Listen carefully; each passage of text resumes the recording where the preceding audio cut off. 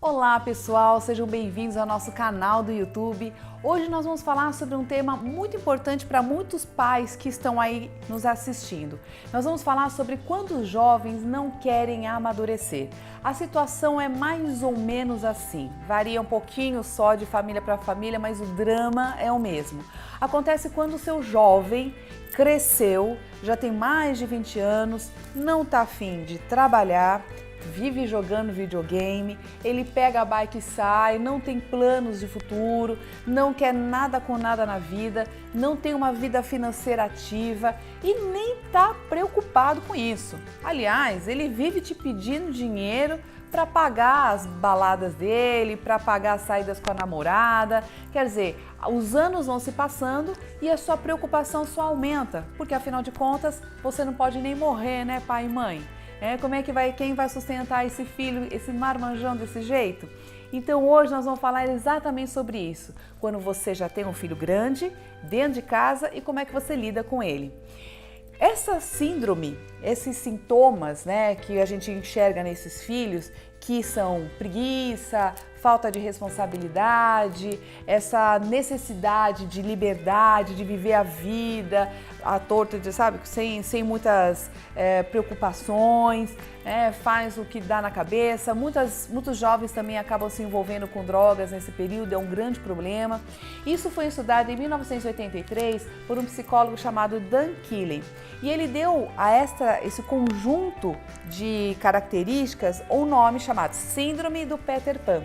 E ele usou Peter Pan justamente por conta daquele personagem que vivia no país do nunca, na terra do nunca, onde todos os sonhos eram possíveis, e este Peter Pan era o personagem que não queria amadurecer, então ele queria ser uma eterna criança. E isso é mais ou menos o que está por detrás desse pensamento aí desses jovens que não querem crescer, porque eles têm muito medo, eles acham que a responsabilidade vai tornar a vida deles muito chata. É essa crença inconsciente que tem ali por detrás deles. Eles acham que, por exemplo, trabalhar, estudar ou se comprometer com algum tipo de obrigação vai fazer com que a vida deles fique muito chata e tire toda a liberdade deles. O que eles não entendem é que é o contrário justamente.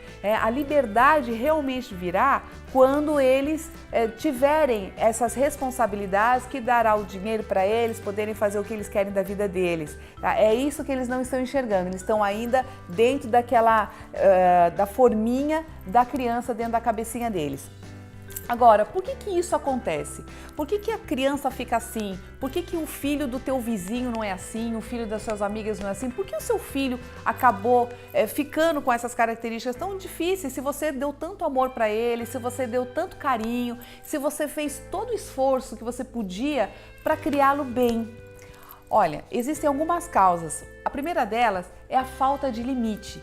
Então, essa falta de limite na infância faz com que a criança não consiga perceber os limites entre fantasia e realidade. Funciona mais ou menos assim. Vamos pensar. Hoje em dia, nós estamos aí também uma leva de pais separados. Hoje em dia também as mães trabalham. Então, muitas mães, elas sentem muita culpa quando elas vão trabalhar, passam o dia todo fora e elas voltam para casa e aí elas querem agradar o filho. E aí muitas vezes ela não dá o limite. Essas crianças também ficam sob o cuidado de terceiros, ou na escolinha, no berçário, ou com babá dentro de casa. E por conta dessa coisa, de hoje você não poder dar um limite muito rígido para a criança, as babás e as cuidadoras acabam ficando muito mais frouxas no sentido de dar o limite do que antigamente, porque era a mãe que ficava lá em cima. Então hoje as crianças, elas estão muito mais acostumadas a terem tudo que elas têm na mão, porque enquanto elas estão com os cuidadores, elas não têm um limite muito fixo, e quando as mães e os pais chegam em casa, os pais querem agradar para compensar o tempo que ficou fora de casa trabalhando. E quando você tem casos de pais separados, o que acontece? Para evitar a alienação parental, ou seja, os pais eles não querem ser rechaçados pelos filhos, eles não querem que o filho fale mal dele para a mãe e que a mãe afaste o filho por conta disso. Então, o que os pais querem? Eles querem agradar os filhos de qualquer jeito. Então, antigamente, a coisa hoje se inverteu, né? Antigamente era o filho que buscava a aprovação dos pais.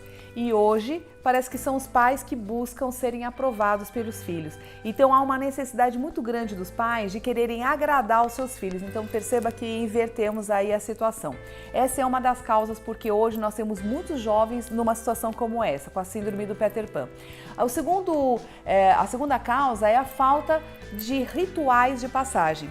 Essas tribos antigas, elas até algumas culturas ainda hoje trazem esses rituais de passagem que são muito positivos para a parte psicológica da criança.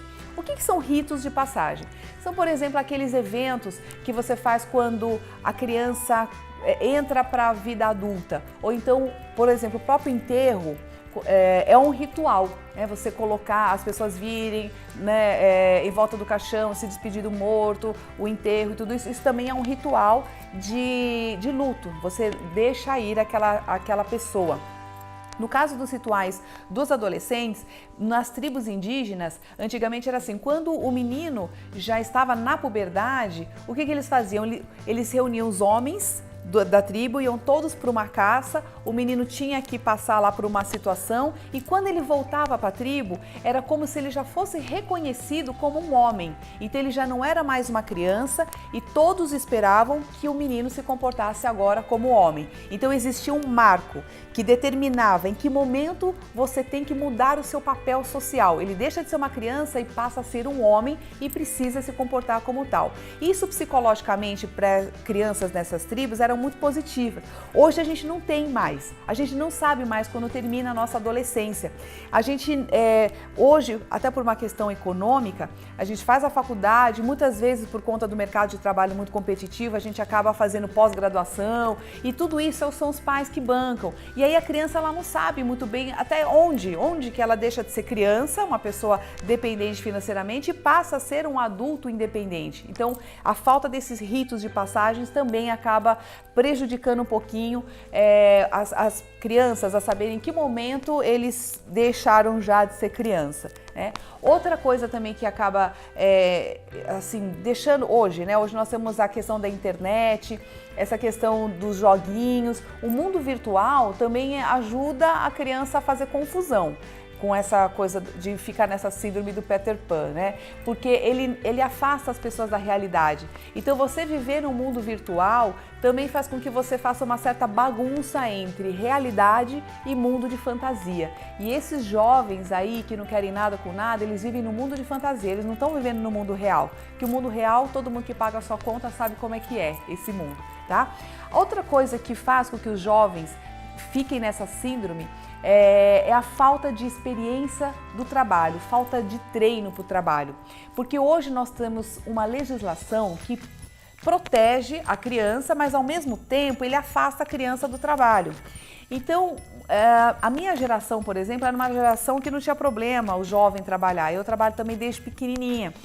E acho que isso vai treinando o teu comportamento, vai te lapidando para o trabalho. O que acontece com os jovens hoje? Então, muitas empresas reclamam sobre isso.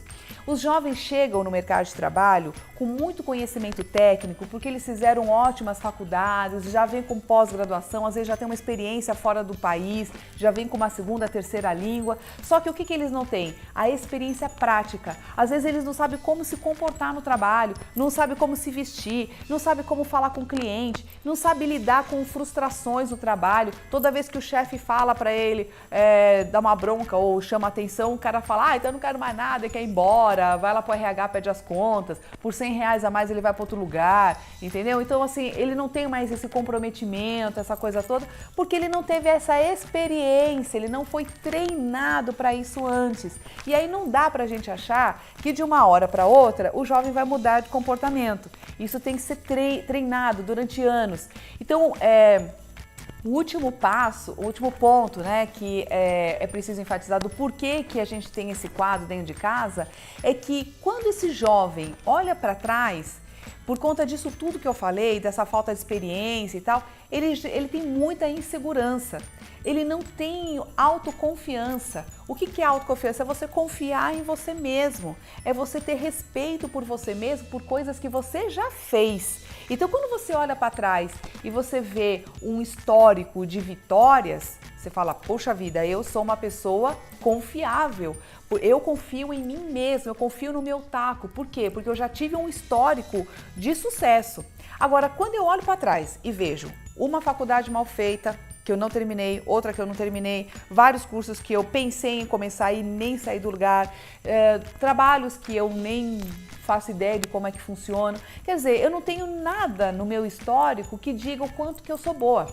Nada me diz na minha história o que eu tenho de talento. Então essa falta de confiança em si mesma, essa falta de vivência, de bater a cara mesmo na vida, sabe? Essas coisas que a vida dura nos traz, como essas crianças foram muito protegidas, então com certeza vocês pais e mães estão assistindo e tem esse problema dentro de casa, eu tenho certeza que vocês deram tudo para essas crianças. E é justamente por darem tudo é que essas crianças acabaram ficando com este problema hoje, tá? Então é claro que sim, os pais têm sim uma responsabilidade sobre este quadro que se tem hoje. Mas é possível então a gente ajudar o nosso filho a sair dessa situação? É claro que dá para ter solução. Você tem que saber o quanto que você realmente deseja que seu filho mude de comportamento, porque não vai ser fácil. O seu filho já acostumou, ele foi condicionado por você mesmo, pelos pais, tanto homens quanto mulheres, a se comportarem desse jeito. Eles têm ganhos para isso, eles sabem te chantagear, eles sabem jogar psicologicamente com vocês, então eles sabem onde é que o bicho pega e é ali sempre que eles acabam vencendo a batalha. Porque toda vez que você quer que ele te ajude a lavar uma louça, que ajude a fazer alguma coisa, ele esperneia, ele faz algum jeito que você acaba desistindo e o comportamento vai ficando dentro de casa, tá? Então, em primeiro lugar, se você quer que a pessoa que mora com você mude o comportamento, em primeiro lugar, você tem que reconhecer que ele já é um adulto, ele não é uma criança, que você vai tratá-lo como tal e que ele precisa entender que a vida é essa realidade que você vai apresentar para ele. Então, prepare-se porque o cara vai berrar, o cara vai espernear, o cara vai fazer todas as chantagens psicológicas que ele já conhece há tantos anos. Quantos anos ele tem? 28? 25? São 25, 28 anos de experiência com a sua psicologia também. Então não é só você que conhece teu filho conhece também você, tá? Então você tem que ser muito firme, não pode ter dó, tá? Muitas mães, quando eu falo assim, olha, você precisa... Eu vou contar agora para vocês quais são os comportamentos que você precisa ter. Elas têm dó de dar castigo, elas têm dó de dar limite, elas têm dó de não dar o dinheiro pro cara sair pra balada, tem dó de deixar o cara sem dinheiro para sair com a namorada. Então, o tempo que você tiver essa dó é o tempo que ele vai demorar para crescer, ok? Então, em primeiro lugar é isso. Reconheça que teu filho é um adulto e trate-o como tal. Segunda coisa é você saber diferenciar o que são necessidades e o que são desejos. Educar significa atender às necessidades deste ser humano, deste filho. Quando a gente educa, a gente pode tanto satisfazer necessidades, por exemplo, o que é uma necessidade? A alimentação, o cuidado, dar um banho, todo esse cuidado que a gente tem que são necessários para uma vida boa. Desejos, o que são desejos? Por exemplo, mãe, eu quero ir naquela lanchonete X, mãe, eu quero aquele tênis Y, mãe, eu quero uma calça tal. Isso são desejos, ele não precisa de uma calça marca X para poder viver bem. Pode ser uma marca mais barata, ele vai ter uma calça do mesmo jeito. Então, a necessidade é ter uma calça. O desejo é a marca que vem agregada. Ok? Então você precisa parar de alimentar apenas os desejos deles. O que são os desejos quando a gente fica grande? Mãe, me compra aquele videogame que é caro. né? Mãe, me dá o dinheiro para ir para balada? Mãe, empresta teu carro porque eu quero ir para casa da minha namorada ou sair com meus amigos? Isso é você atender aos desejos dele e não às necessidades. Se você quer que seu filho amadureça, então você precisa desenvolver, dar situações, possibilidades para que seu filho desenvolva aquilo que é necessário. O que é necessário agora? É necessário que ele seja perseverante, é necessário que ele tenha disciplina, é necessário que ele tenha responsabilidade e ele vai ter isso através de tarefas. Então você precisa dar tarefas para o seu filho. E esse é o terceiro ponto, é a terceira dica que eu te dou. Se ele mora na tua casa e ele já é grande e ele já é um adulto, pensa aí, se uma outra pessoa adulta vier morar com você na tua casa, ela não tem que ter tarefas? Ou você vai fazer todas as vontades dela, vai lavar todas as louças, vai fazer a comidinha dela, pagar o supermercado para essa pessoa que vem na tua casa morar como um sultão e você vai servir essa pessoa e essa pessoa não vai ter gasto nenhum? Não é verdade? Você vai querer cobrar uma ajuda dessa pessoa. Se ela não puder ajudar financeiramente, ela vai ter que ajudar com as tarefas de casa, porque nada mais justo que isso. A mesma coisa acontece com o seu filho. O seu filho já é adulto e ele precisa contribuir com alguma coisa na tua casa. Então, se ele não pode contribuir financeiramente, ele vai contribuir com uma tarefa. Então, vocês vão ver, vocês vão combinar quais são as tarefas que ele vai ser responsável. Se ele vai lavar a louça, se ele vai lavar a roupa dele, passar a roupa dele. E o mais importante, não é só, a parte de delegar tarefas é fácil. O mais importante é quando a tarefa não é cumprida. Essa é a parte difícil. Se você combinou que o teu filho vai lavar a roupa dele, passar a roupa dele, e você está vendo que está lá amontoando aquele monte de roupa, ele não está fazendo, não faça por ele. Deixa o cara sem roupa. Ele vai ficar sem cueca. O problema é dele.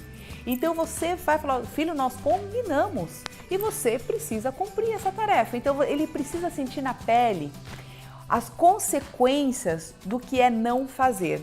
E com isso você já está ensinando o seu filho o limite entre fantasia e realidade. A fantasia dele é o pensamento mágico, alguém vai fazer. Outro, ele está te testando, porque ele sabe que você sofre vendo aquele monte de roupa amontoar, por exemplo. E ele sabe que a vontade que você tem é de fazer porque você sempre fez por ele.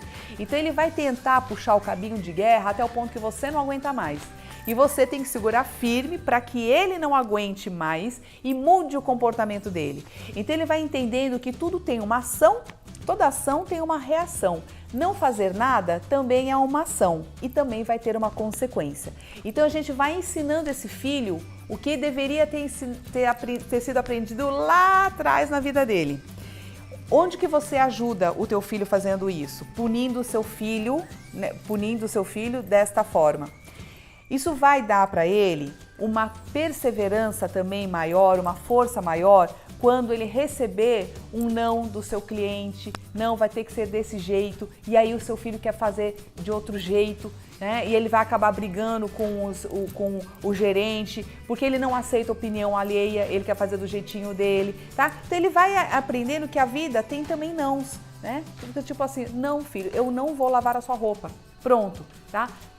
No trabalho vai ser um não, não vai ser do seu jeito, o projeto vai ser do jeito que a empresa quer e ele vai ter que se adaptar a isso. É um outro jeito de você treinar o mesmo comportamento, entendeu? Então, o outro ponto é assim, é você deixar de cuidar do seu filho como se ele fosse realmente uma criança, isso é um vício de todo pai e mãe. Deixa ele se virar, ou seja, não fica toda hora perguntando pro teu filho: ai, filho, quer um lanchinho? Ai, filho, tá com frio? Leva blusa. Filho, olha só o que eu fiz pra você, um chazinho, você tá dodói. Para de fazer isso. O teu filho já é grande e deixa que ele faça o que ele precisa fazer. Então, se ele tá com fome, deixa o carinha levantar lá, ele vai fazer o lanchinho dele, tá?